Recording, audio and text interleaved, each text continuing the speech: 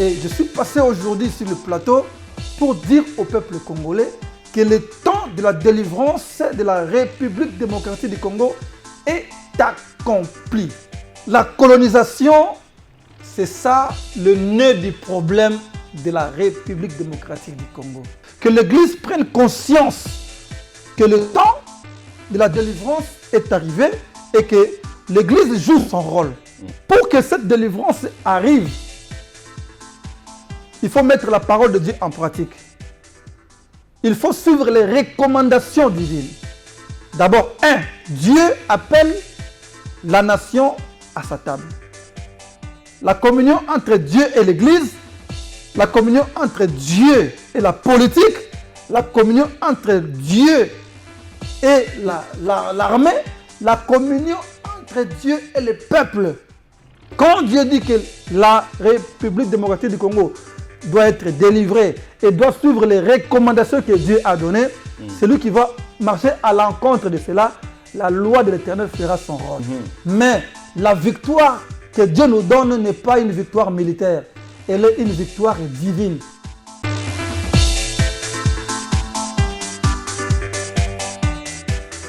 Mesdames, Messieurs, bonsoir, bienvenue.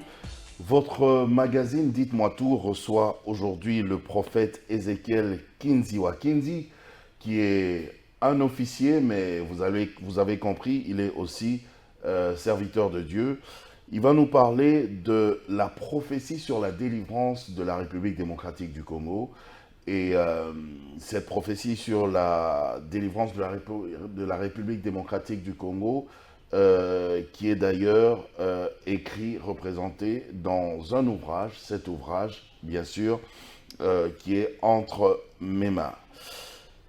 Prophète Ézéchiel, shalom. Shalom, merci. Aujourd'hui, nous allons parler de la prophétie sur la délivrance de la RDC. Et d'ailleurs, je vais lire un des passages clés de cet ouvrage, de ce message. Il s'agit bien sûr de Ésaïe 18. Je ne vais pas lire l'entièreté, peut-être le premier et le deuxième verset. Voici ce que dit Ésaïe 18. « Terre où retentit les cliquetis des armes au-delà des fleuves de l'Éthiopie. Toi qui envoies sur mer des messagers dans des navires de joncs voguant à la surface des eaux. Allez, messagers rapides, vers la nation forte et vigoureuse, vers ce peuple redoutable depuis qu'il existe, nation puissante et qui écrase tout, et dont le peuple est coupé par des fleuves. » Dont le pays est coupé par des fleuves. Dont le pays est coupé par des fleuves. J'ai juste pris le premier et le deuxième verset, mais vous pouvez continuer à lire dans vos maisons jusqu'au 7e verset. Je n'étais pas au courant de ce message, et pourtant je lis la Bible. En tout cas. Qu'est-ce qui nous dit, d'abord, puisque vous parlez de cette délivrance de la RDC, prophète, oui. Qu'est-ce qui nous dit que ce message concerne justement notre nation? Ce message concerne... Parce que c'est Ésaïe qui a écrit ça. Oui, Ésaïe a écrit. Ésaïe a donné des précisions. Parce que Ésaïe, il est le grand prophète qui a parlé de toutes les nations de la terre. Il a balayé dans ses prophéties toutes les nations de la terre. Et le livre d'Ésaïe a 66 chapitres. Et les 66 chapitres du livre d'Ésaïe nous fait voir le livre de la Bible, parce que la Bible a 66 livres, selon les livres retenus, comme dans les canons bibliques. Chaque chapitre du livre d'Ésaïe correspond à un livre de la Bible. Et puis, il a parlé de toutes les nations de la terre. Quand vous allez lire la Bible avec moi, vous verrez qu'à partir du chapitre 14 jusqu'au chapitre 27, Ésaïe parle des nations. Et parmi ces nations qu'Ésaïe est en train de parler, il a touché le chapitre 18 qui correspond à la République démocratique du Congo. Je vais m'expliquer par rapport à cela. Je vous en prie. Et puis, le chapitre 18, si vous suivez, Parce que Ésaïe chapitre 1, c'est le livre de la Genèse. Ésaïe chapitre 18, c'est le livre de Job. Le livre de Job parle de la souffrance. La souffrance du peuple en général. Mais particulièrement, c'est la souffrance qui se passe en République démocratique du Congo. Comme ce qui s'est passé au temps d'Abraham. Abraham, qui est le père de la foi, Dieu lui avait bien dit que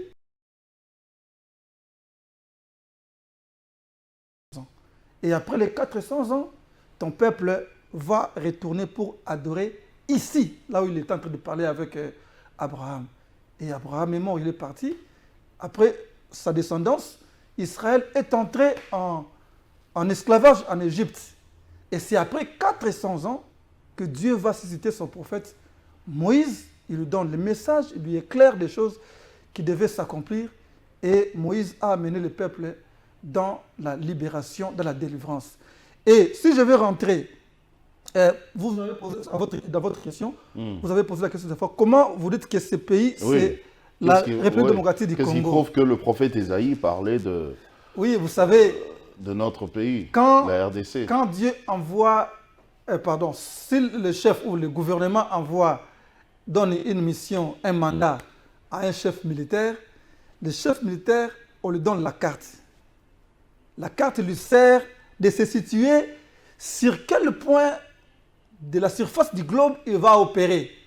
C'est-à-dire, quand nous avons examiné la Bible, parce que je vous dirais qu'à part la lecture de la Bible, d'abord, Dieu nous a parlé, Dieu m'a parlé, que le temps de la délivrance de la République démocratique du Congo est arrivé. On va y arriver. Oui, il nous a ramenés dans Ésaïe chapitre 18. Il m'a révélé que, allez-y dans le chapitre 18 d'Ésaïe.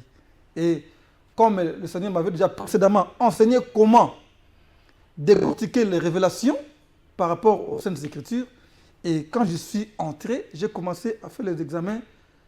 Le pays où retentit l'éclectisme des armes, tout consort. Si vous lisez, il n'y a que 7 versets dans ce chapitre 18. Alors, en découpant le chapitre 18 du livre d'Ésaïe, nous retrouvons qu'il ressort 4 faits très importants. D'abord, il présente géographiquement une nation. Il le représente géographiquement et prophétiquement, parce que vous savez, les livres prophétiques ne parlent pas des symboles. Alors, en examinant tous les pays, parce que, et puis l'étude biblique d'après Thompson, il nous situe très bien que c'est au sud de l'Égypte.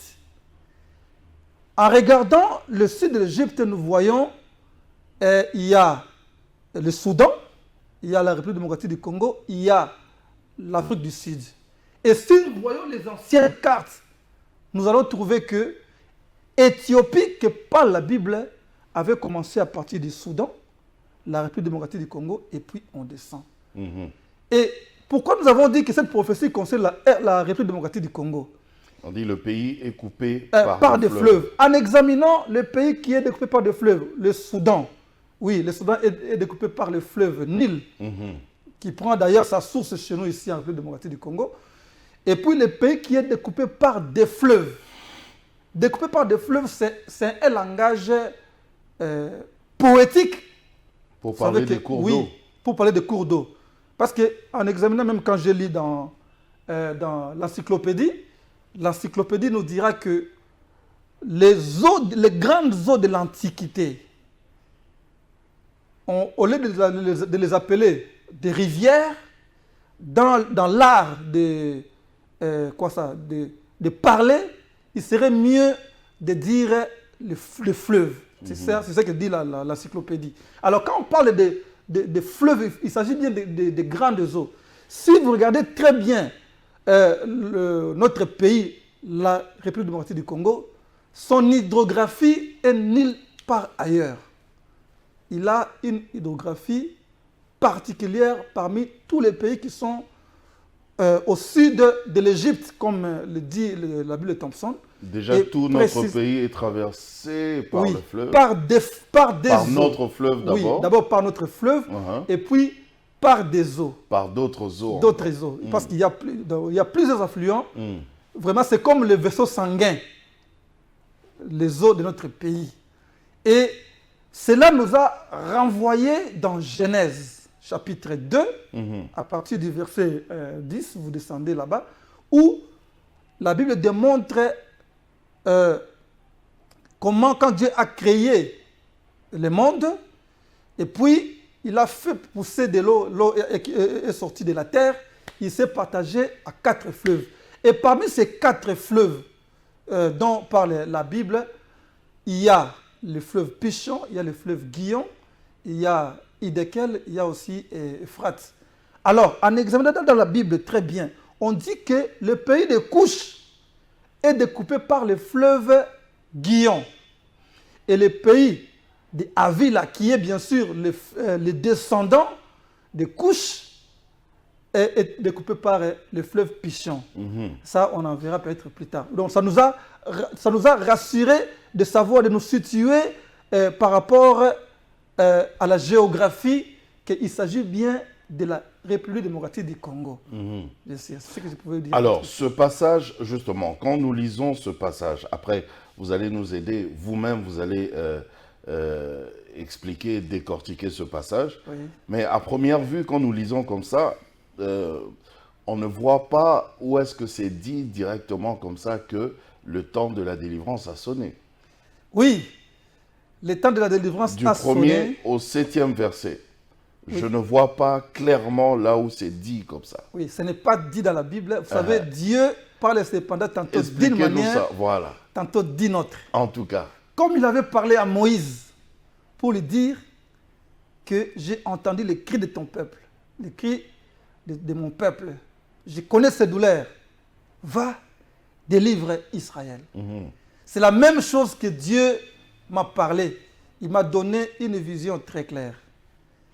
Il me disait, d'abord j'ai eu une vision qu'on m'écrivait. J'entendais la voix et je voyais qu'on m'écrivait temps plus temps plus temps plus temps, 7 fois, égale 1 sur 4. Quand je demande à Dieu, qu'est-ce que cela signifie? Je ne comprends absolument rien. Me parler de temps égale à 1 sur 4. Ça veut dire quoi? Et j'ai pris encore un peu de sommeil. Pendant que je me reposais en méditant, encore le Seigneur me fait voir une seconde vision.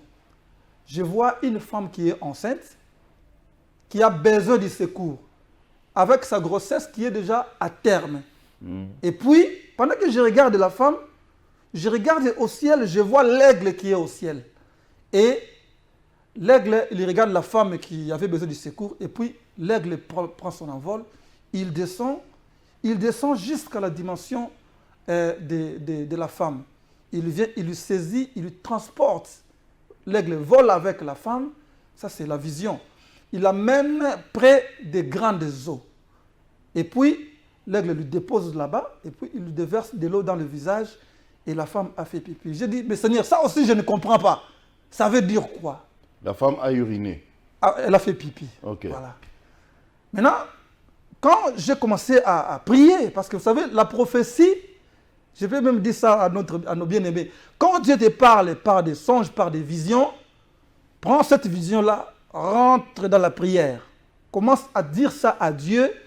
Pendant que vous allez commencer à dire à Dieu ce qu'il vous a révélé, et parce que son esprit est en vous, il va vous donner le discernement pour que vous compreniez cette vision. Et pendant que je priais pour la vision, le Seigneur m'a donné le discernement que le temps de la délivrance de la République démocratique du Congo est accompli. Vous savez, selon la doctrine, selon la théologie, nous avons 2 temps. Nous avons le temps des hommes et nous avons aussi le temps de Dieu. Le temps des hommes, c'est ce qu'on appelle le chronos, et c'est terminé. Le chronos est terminé. Le chronos est terminé parce que Dieu a parlé. L'Éternel Dieu ne fait rien sans avoir révélé son secret à ses serviteurs, les prophètes. Il voulait dire que le chronos est terminé. Maintenant, pour laisser le temps à Kairos, qui est le temps de Dieu, le temps de l'accomplissement de la promesse, le temps de l'accomplissement délivrance de la République démocratique du Congo. Vous savez, j'ai encore lu dans le livre de Job. Job nous démontre que le temps est un conquérant irrésistible. Personne ne peut résister au temps. Quand votre temps de l'élévation arrive, personne ne peut s'opposer parce que le temps appartient à Dieu. Il n'y a aucune puissance qui peut combattre le temps. Et quand le temps de la mort d'une personne arrive, vous devez partir. C'est pour dire que le temps était conquérant irrésistible. Donc, ce temps-là, comme le Seigneur me l'a parlé avec conviction, vous savez aussi une chose, je veux dire au peuple de Dieu, la révélation, c'est une évidence.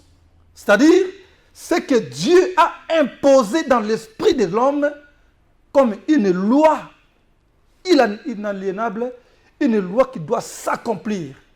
La révélation. Voilà pourquoi ce que Dieu m'a dit, et je suis passé aujourd'hui sur le plateau pour dire au peuple congolais que le temps de la délivrance de la République démocratique du Congo est accompli. Et pour encore répondre à votre question que vous avez posée premièrement, comment savoir que c'est la République démocratique du Congo? Qu'il s'agit de la République démocratique du Congo, oui. Le pays qui est découpé par des fleuves, au-delà des fleuves de l'Éthiopie. Donc il s'agissait bien des peuple vigoureux et redoutable. Redoutable, vigoureux depuis qu'il existe. J'ai examiné, vous savez, même nos armées, l'armée de la République démocratique du Congo, depuis les temps anciens, ce sont les armées qui n'ont jamais failli dans des combats. Oui, on a toujours combattu ailleurs, on a toujours aidé les gens. Combattu mais jamais vaincu. Il ne tombe jamais. Vous verrez même le coronavirus n'a pas triomphé ici chez nous. Parce que nous sommes un peuple pareil. Vigoureux. Vigoureux, fort, puissant, redoutable. Et la Bible ajoute que nous écrasons tout. Sur notre passage. Sur notre passage. C'est comme un bulldozer.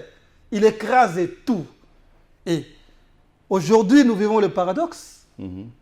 Ben oui, mais justement. Au lieu d'écraser. C'est ça ma question. Au lieu d'écraser, on nous écrase. On nous écrase aujourd'hui. Ah, on marche. Alors il faut se poser la question, comment la prophétie... Et ça, c'est pas seulement aujourd'hui. Ça a commencé quand même depuis un bon moment. Très longtemps. Depuis même l'époque coloniale. Oui.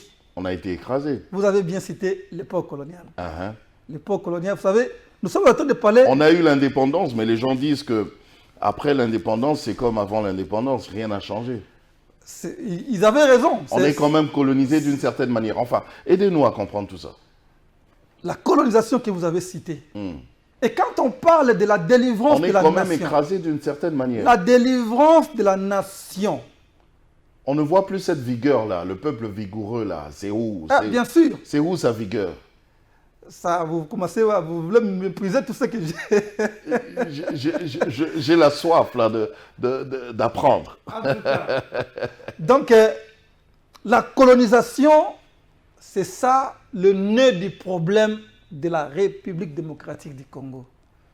Je ne saurais pas peut-être ouvrir ça ici. Ouvrez même un peu. Non, ça, je vous réserve cela parce qu'il y a un travail sur lequel je vais travailler dessus. Ok. Mais sachez que c'est la colonisation. La colonisation a des...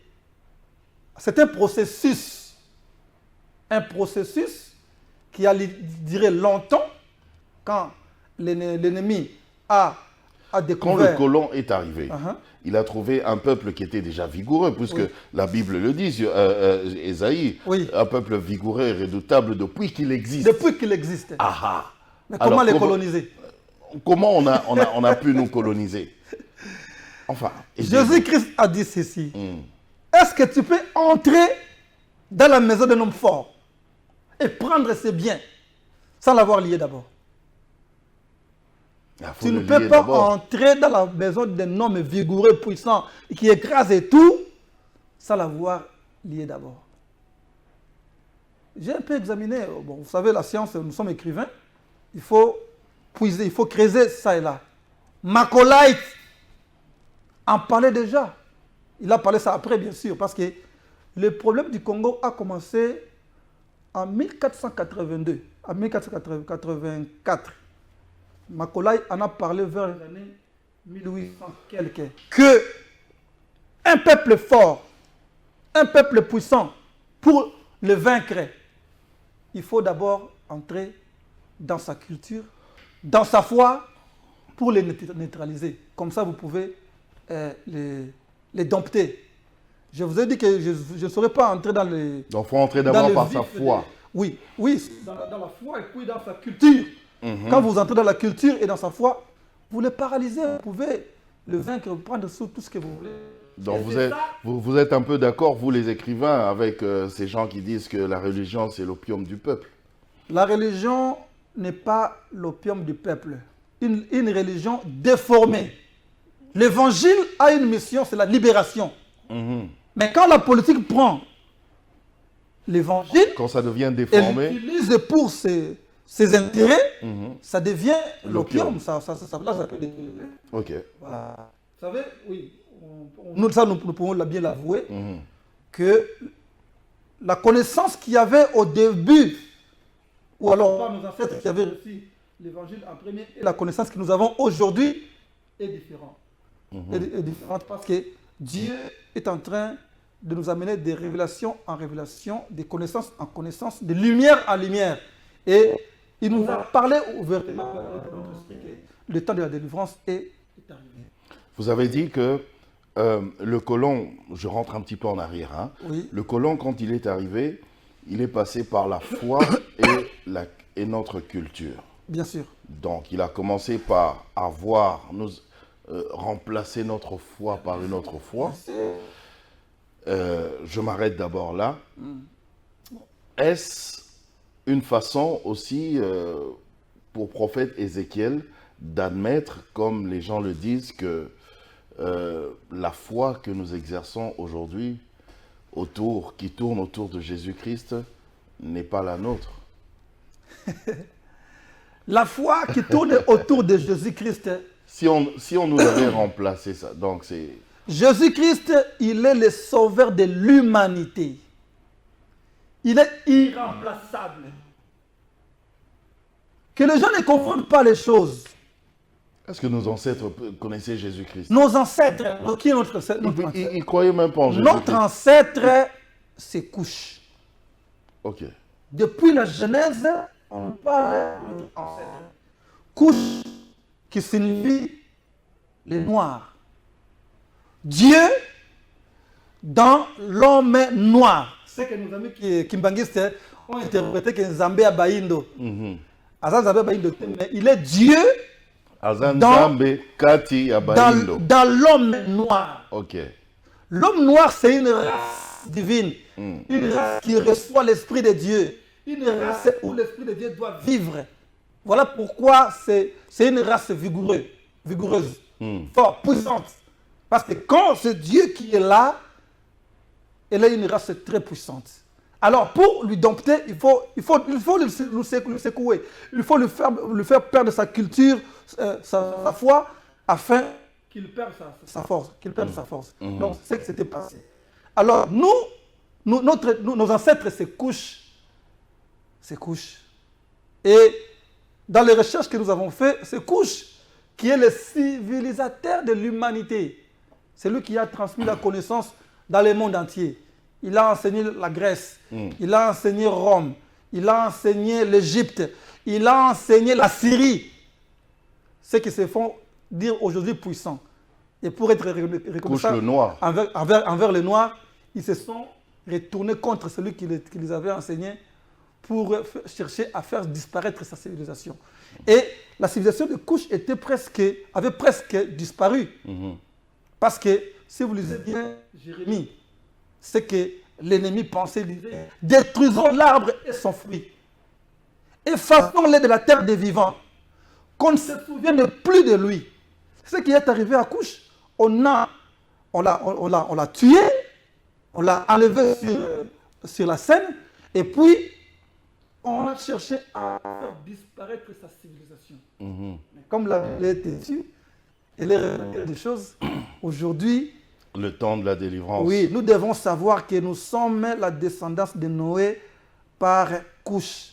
Cet homme-là en qui habite l'Esprit de Dieu. Ok.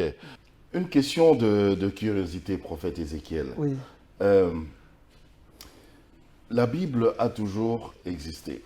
Depuis tout ce temps qu'on était en train de souffrir, la Bible, il y avait la Bible avec ce passage d'Ésaïe 18. Comment est-ce qu'on ne s'est pas rendu compte tout ce temps et vous dites que c'est maintenant que l'heure de la délivrance a sonné? Pourquoi ça n'a pas sonné depuis? Le temps appartient à Dieu. Je veux dire ici c'est que le temps était prophète. Le temps était conquérant que personne ne peut redouter. Dieu permet un moment de l'ignorance. Il permet aussi un moment de découverte. Dans la vie, c'est comme ça.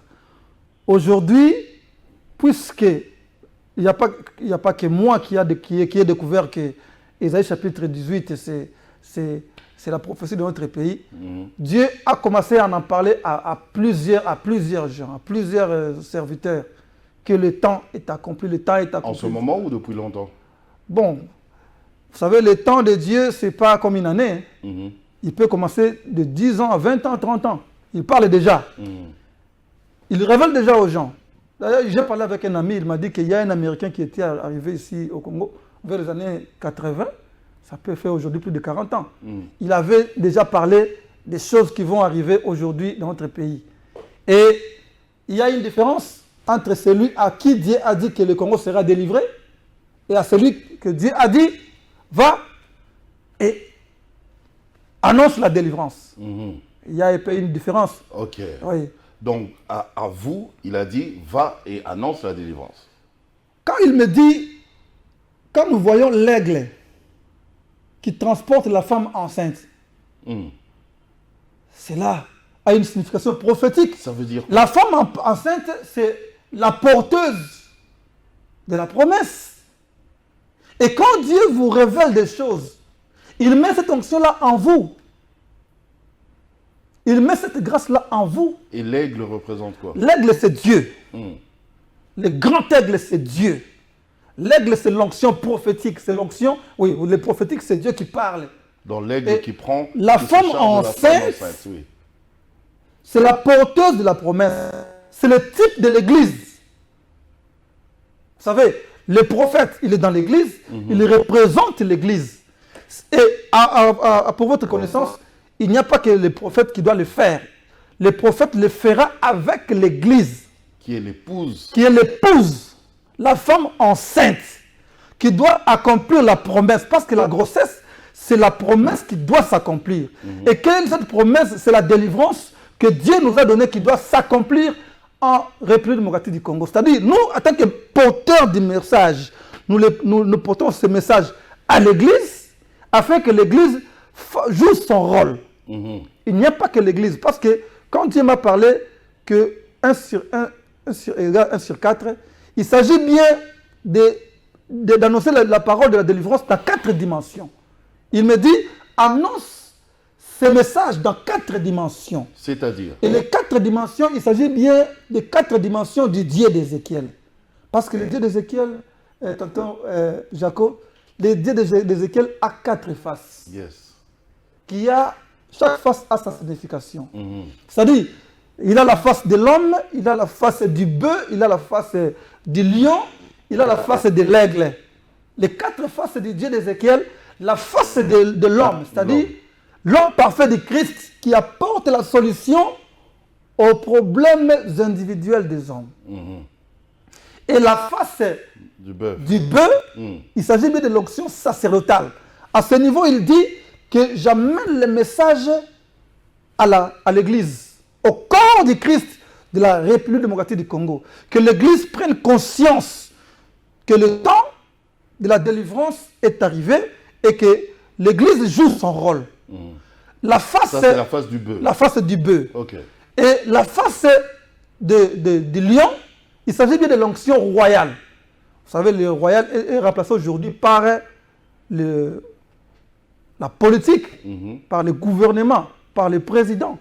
Donc, apporte ce message au gouvernement, apporte ce message au président de la République, apporte ce message à l'administration centrale du pays, afin que lui aussi sache que le temps de la délivrance est arrivé. Et la face de l'aigle, ça c'est la particularité qui est donnée aux messagers, pour accomplir ce que Dieu lui a dit en privé pour que la délivrance s'opère, comme il avait fait avec Moïse. Prophète Ézéchiel, nous avons le message. Oui. On a reçu vraiment le message de l'Éternel par rapport à la RDC. Maintenant, qu'est-ce qu'on doit faire vraiment? Comment devons-nous nous comporter? Comment devons-nous agir? Oui. Pour que vraiment cette délivrance soit réelle. Lorsque Dieu parle, la part de l'homme, c'est de recevoir ce que Dieu a dit. Comme il dit dans Actes des Apôtres, chapitre 5, verset 32, que ceux qui obéissent à Dieu, Dieu leur envoie le Saint-Esprit. Déjà, d'abord, parenthèse, cette délivrance dont vous parlez là, c'est une délivrance spirituelle ou vraiment physique, matérielle? La délivrance, elle est intégrale. Ok. Dans toutes les dimensions, spirituelles, économiques, politiques, sécuritaires, ecclésiastiques. Dans une délivrance globale. Globale, totale. Vous savez, quand j'étais en train de lire le livre d'Ésaïe chapitre 18, j'ai compris que Dieu était en train de donner de nouvelles orientations à l'Église ou alors à la nation congolaise. Il nous donnait de nouvelles orientations que nous devons suivre. Et pour que cette délivrance arrive, il faut mettre la parole de Dieu en pratique. Il faut suivre les recommandations divines. Et là, le livre d'Ésaïe ressort 4 recommandations. D'abord, 1. Dieu appelle la nation à sa table. La table du Seigneur, comme nous sommes assis autour d'une table comme ça, la table du Seigneur, c'est la table de la communion entre Dieu et son peuple. La communion entre Dieu et l'Église, la communion entre Dieu et la politique, la communion entre Dieu et l'armée, la communion entre Dieu et le peuple. C'est-à-dire dans tous les niveaux, nous devons retourner cette communion avec Dieu. À la table du Seigneur. La table du Seigneur a une mission. Même au niveau de l'armée, des FRDC. Tout le monde. Les FRDC doivent d'abord... Le Congo, c'est une nation sainte. Une nation qui appartient à Dieu. Une nation qui doit jouer son rôle à ce temps convenable. Le rôle qu'avait joué Israël au temps de Moïse, que le rôle que la République démocratique du Congo doit jouer aujourd'hui. Ok. Oui. Pour opérer sa délivrance. La délivrance n'appartient pas seulement à l'Église parce que c'est la Bible qui le dit, mais elle est totale et elle est intégrale. Mais non, là c'est un peu compliqué aussi pour nous parce que quand vous dites que on doit se retrouver à la table du roi pour chercher justement cette communion avec le Seigneur dans tous les domaines, dans tous les secteurs même de notre pays, c'est un petit peu compliqué parce que on n'a pas tous la même croyance. Dieu, nous l'appelons, il est quand on prend seulement le Congo là, il est le Dieu on n'a pas tous la même croyance. Il est le Dieu tout-puissant. Vous venez parler de Jésus. Jésus. Tout le monde ne croit pas en Jésus. Je ne suis pas encore entré en Jésus. J'ai commencé à parler de Dieu. Parce que Dieu, il est le créateur de toute âme. Tout être vivant, non seulement les Congolais, est créé par Dieu. Ce message concerne la République démocratique du Congo. Il dit même, Dieu parle, il dit même aux nations. Toutes les nations de la terre. Regardez la bannière qui est sur la montagne. Il parle... Je suis d'accord, vous parlez de Dieu. Mais toutes nos religions ici, toutes nos croyances ici n'ont pas la même définition de Dieu. La loi, vous savez, la parole de Dieu... Pour vous, Dieu, c'est Jésus-Christ. Pour les autres, Dieu, c'est peut-être Allah. Allah... Pour d'autres, Dieu, ils croient à Dieu. Mais Dieu, il n'y a pas des dieux. Il y a plusieurs dieux, mais il n'y a pas de dieux. C'est-à-dire qu'il y a un seul véritable Dieu. Le créateur de toutes choses. Donc on doit tous se retrouver. Celui qui a parlé. Il a donné sa parole. La parole de Dieu, c'est la loi de Dieu. La loi de l'Éternel a un caractère qui s'impose, comme toute autre loi. La loi s'impose. Et il manifeste la puissance de Dieu. La puissance de Dieu, personne ne peut résister à la puissance de Dieu. Celui qui va picler, celui qui va résister, permettez le terme de picler. Oui, c'est notre terme. Pire congolais. Picler, celui qui va picler. Ah, ce qu'on a picler au Kubukana. Quand Dieu donne sa loi, il faut obéir. Si tu n'obéis pas, tu n'entreras pas. Parce que la délivrance collective a un caractère austère. Elle est très sévère. Ces lois sont très sévères. Souvenez-vous d'Israël, qui a quitté l'Égypte pour la terre de Canaan. Ils étaient nombreux, mais combien sont entrés? 2. À cause de la dureté des cœurs. Et si Dieu nous parle par rapport à ce qui s'est passé aux temps anciens, c'est-à-dire il nous enseigne déjà, il nous exhorte à ne pas résister à sa volonté, parce que personne ne peut résister à la parole de Dieu. Elle est une pluie qui tombe sur la terre, elle ne retourne jamais au ciel sans avoir arrosé, fécondé la terre. Elle doit d'abord accomplir son dessein sur la terre et puis retourner à Dieu. Et quand Dieu dit que la République démocratique du Congo doit être délivrée et doit suivre les recommandations que Dieu a données, celui qui va marcher à l'encontre de cela, la loi de l'Éternel fera son rôle. D'accord. Alors, quelles sont ces recommandations? À part le fait de se retrouver autour de la table pour chercher la communion avec Dieu. À part la table du Seigneur, Dieu nous appelle à avoir confiance en lui. Enlever confiance, ça et là. Voilà pourquoi il disait, vous qui envoyez les messagers, tout ça, les ambassadeurs, ça et là. Regardez à l'Éternel. Regardons à Dieu. C'est en Dieu qu'il y a la réponse. C'est en Dieu qu'il y a la solution à tous nos problèmes. Ce n'est pas ailleurs. Ce n'est pas dans d'ailleurs, les alliances, ça et là. C'est ce qui nous engouffre encore. Ce qui nous amène encore dans le flou, dans le noir. Parce que tu es en train de faire des alliances avec des gens qui te combattent. Confions-nous à l'Éternel. La deuxième chose, c'est avoir confiance en Dieu. La troisième chose... Du chef de l'État au dernier citoyen. Au dernier citoyen. Confions-nous à l'Éternel, notre Dieu. Confions-nous à l'Éternel, notre Dieu. Il va nous affermir. Et confiez-vous à son prophète, à ses prophètes, ses serviteurs. Vous réussirez. Oui, c'est biblique. Pour réussir, il faut se confier à ce que le prophète dit. Et pour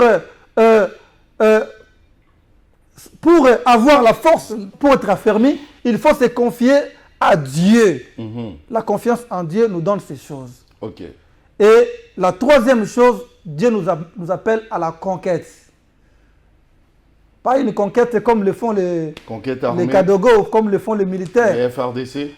La conquête spirituelle nationale.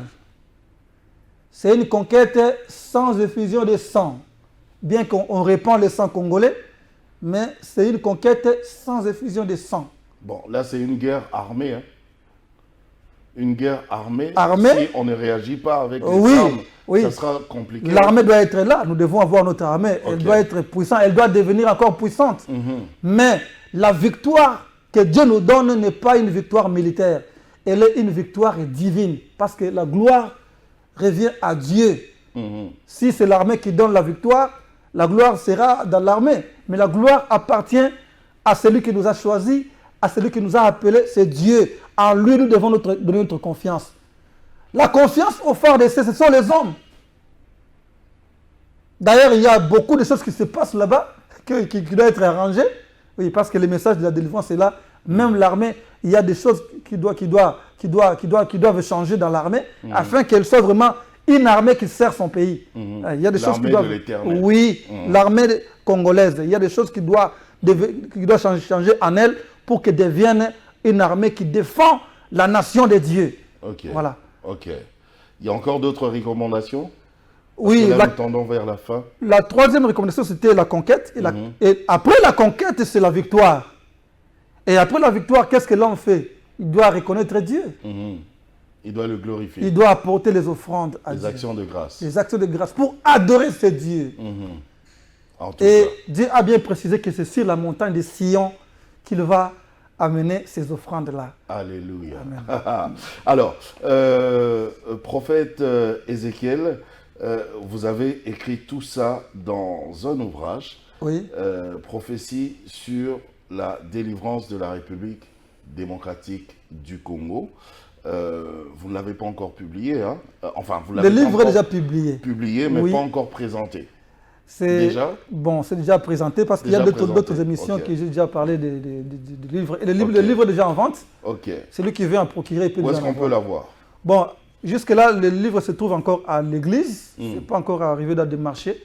Si vous arrivez L'église, quelle église? dans notre église, la 8e CEPAC Bandal, sur avenue Assolongo, vous voulez vous procurer du livre, vous en aurez. Le livre est là. Ok, sans problème. Oui. Voilà. Est-ce qu'il y a un dernier mot, prophète Ézéchiel? Le dernier mot que je peux dire à notre nation, ne perdez pas courage. Dieu a parlé et ce qu'il a dit, il va l'accomplir certainement. Il va jouer son rôle. Nous, son peuple, nous devons aussi jouer son rôle.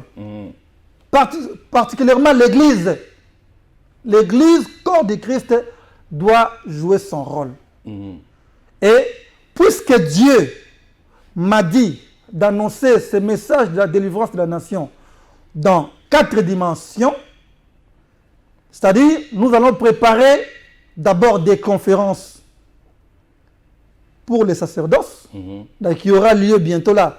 J'ai préparé la conférence des hommes de Dieu Ok. le 11 février. Cela va se passer dans le temple de notre église à la 8e CEPAC à Bandal. Ok. Nous allons rassembler les hommes de Dieu là-bas, toutes les confessions religieuses. Et je veux particulièrement leur dire ce que Dieu a dit pour eux, ce que l'église doit faire. Ça, c'est à ce qui concerne l'église, les sacerdoces. Deuxièmement, ça viendra après l'église. Nous aurons aussi apporté ce message à la dimension royale, à la dimension prophétique, à la dimension aussi nationale. C'est-à-dire d'autres instruments de puissance de la nation recevront encore les conférences pour leur dire ce que Dieu a dit. Moïse aussi a fait la même chose. Quand Dieu lui a parlé, il a rassemblé les anciens d'Israël. Il les a dit ce que Dieu a dit, afin que chacun fasse sa part. Parce que l'homme a sa part de faire, et Dieu aussi a sa part de faire. Quand Dieu a parlé, il faut que l'homme fasse sa part, afin que l'ange de l'Éternel intervienne. Comme je le disais dans Actes chapitre 5, verset 32, que lorsque l'homme obéit à la voix de Dieu, Dieu envoie son esprit. Parce que c'est son esprit qui va opérer la délivrance. Prophète Ézéchiel Kinziwa Kinzi, merci. Merci beaucoup. Et j'espère, par la grâce de Dieu, que le 11 février, nous serons là aussi. Hein. En tout cas, vous serez là. Nous sommes en train d'imprimer les invitations. Les invitations vont vous atteindre. Et ça sera une journée merveilleuse. Mesdames, Messieurs, ce fut un plaisir d'être avec vous à travers cette émission. On va se retrouver la prochaine fois pour un autre numéro de Dites-moi tout. Que Dieu vous bénisse. Au revoir. Au revoir.